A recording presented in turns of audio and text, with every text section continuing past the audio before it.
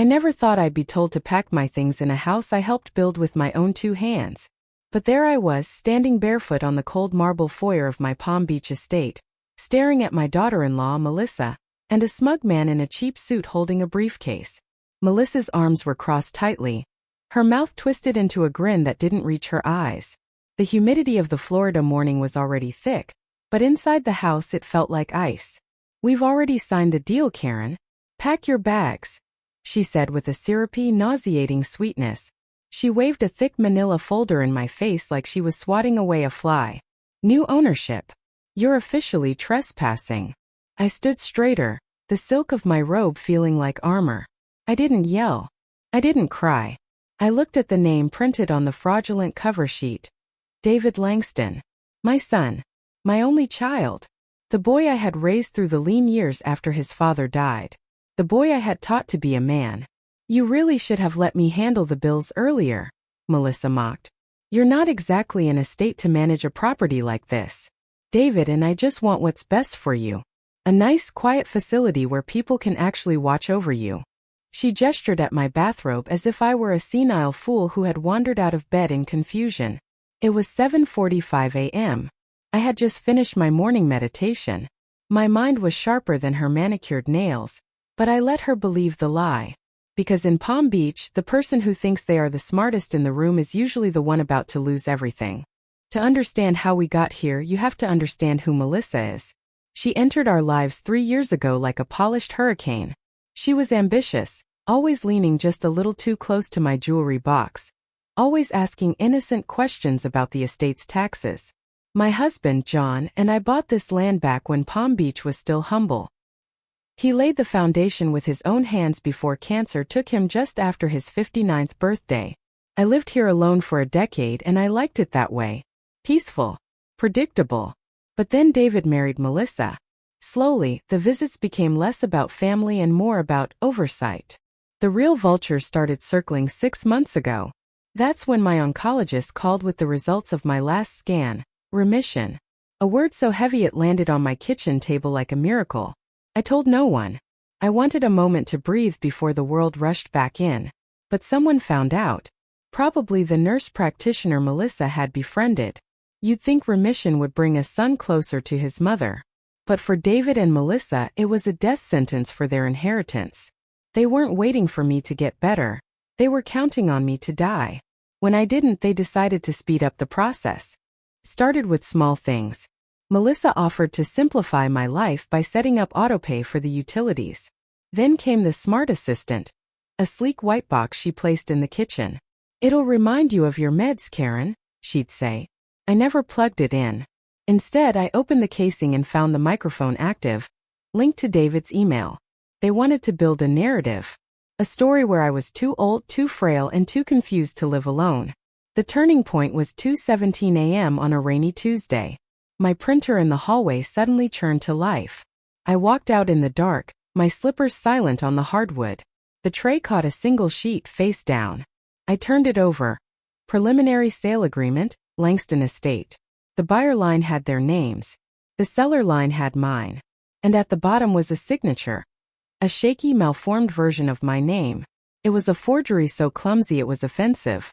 I didn't panic. I went to the kitchen, made a cup of jasmine green tea, and opened my old black notebook. If they wanted to play games, they picked the wrong woman. They forgot that I ran the books for a construction firm for 30 years. I don't just find mistakes. I bury people under them. Every Thursday, I met with my bridge club. To the world, we were just a group of retirees shuffling cards. But in reality, we were a fortress of sharp minds. "Frank," I said to Lucy's husband, a retired estate lawyer who still read the law journals for fun, "tell me if this means what I think it means." I slid the forged agreement across the table. Frank read it in silence, his brow folding like linen. "Karen," he whispered, "this isn't a contract. This is a felony.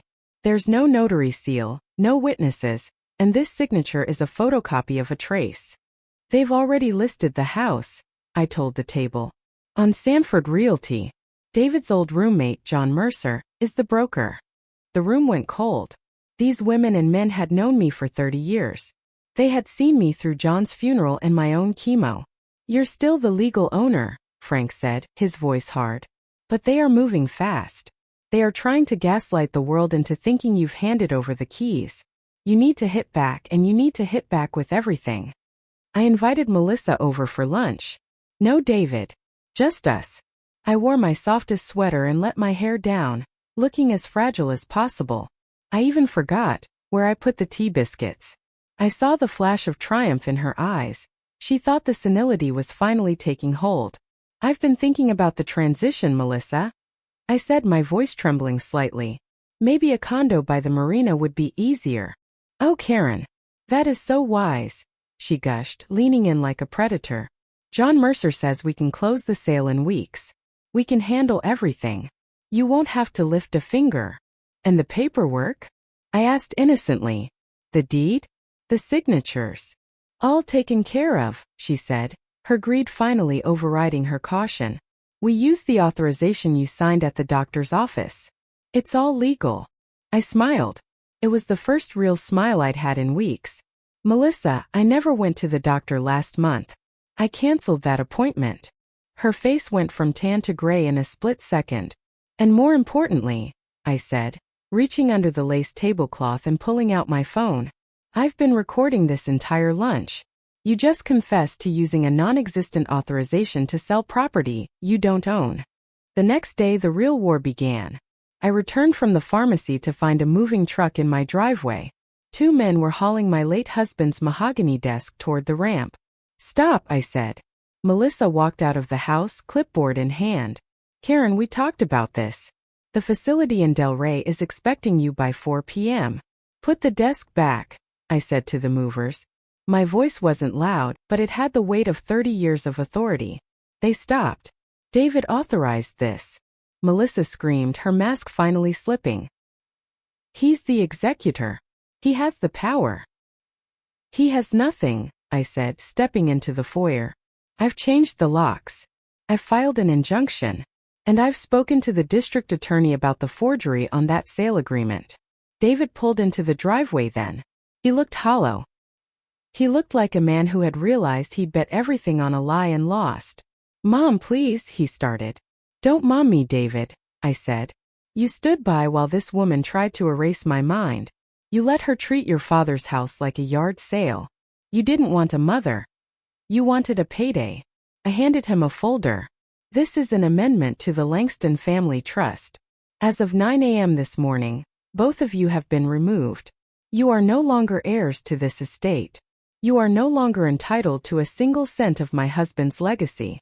You're cutting me out? David whispered, the reality finally hitting him. No, David, I said, looking him dead in the eye. You cut yourself out the moment you let her forge my name. You are my son by biology, but you are a stranger by behavior. Now get off my property.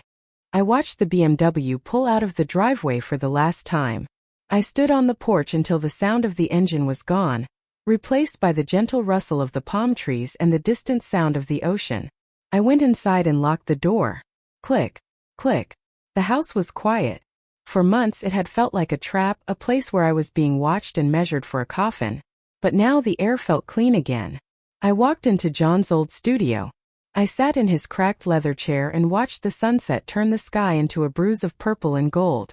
They thought they could break me because I was old. They thought they could steal my life because I was quiet. They forgot that a woman who has survived cancer and widowhood doesn't fear a little legal drama. I am Karen Langston. I am the owner of this house, the keeper of this legacy, and the master of my own mind. And as I sipped my tea in the fading light, I realized that the greatest luxury in Palm Beach isn't a mansion or a yacht. It's the peace of knowing that no one, not even your own blood, can take your dignity.